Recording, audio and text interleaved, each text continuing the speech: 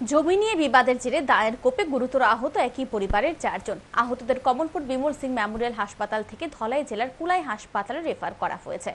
ঘটনা সোমবার সকালে কমলপুর থানার বালিগাঁও পঞ্চায়েতের ভরপাড়া গ্রামে। আহতরা হলেন রামরতন ফার্সি, বয়স 59 বছর, তার স্ত্রী সুমতি ফার্সি, বয়স 45 বছর, রামরতন ফার্সি, বয়স 57 বছর ও লাক্সমুনিয়া ফার্সি, বয়স 66 বছর। জানা যায় সোমবার সকালে কমলপুর থানার বালিগাঁও পঞ্চায়েতের ভরপাড়া গ্রামে নিচের টিলাভূমিতে বেড়া দিতে যায় রামরতন ফার্সি, তার স্ত্রী সুমতি ফার্সি, ছোট ভাই রামরতন ফার্সি ও লাক্সমুনিয়া ফার্সি। তখন গ্রামের বাসিন্দা হরিমোহন ঘাসি ও তার ছেলে লক্ষণ ঘাসি সহ পরিবারের সদস্যরা মিলে দা লাঠি দিয়ে তাদের উপর আক্রমণ করে।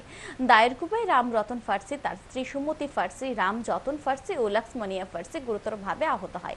ঘটনার পর আহতদের নিয়ে যাওয়া হয় কমলপুর বিমল সিং মেমোরিয়াল হাসপাতালে। হাসপাতালের কর্তব্যরত চিকিৎসক লাক্সমুনিয়া ফার্সিকে বিমল সিং মেমোরিয়াল হাসপাতালে ভর্তি রাখেন এবং বাকি 3 জনকে ধলাই জেলার কুলাই হাসপাতালে রেফার করে দেন।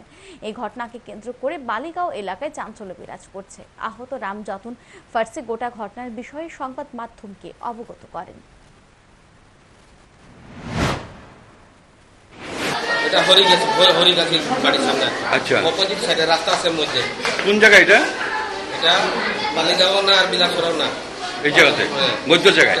এটা আমার জায়গার মধ্যে আমি বেড়া দিতে গেছি, দেখে তারা বাড়ি থেকে আয়া সবে মানে মাইদুর করছে এখানে। আমার 2-3টা থাপ্পড় মারছে, মারার পরে ওই দাদা গেছে, দাদারে মারছে।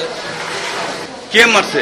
হরিগাছি হরিদাতি সব পরিবার। কারা কারা মারছে?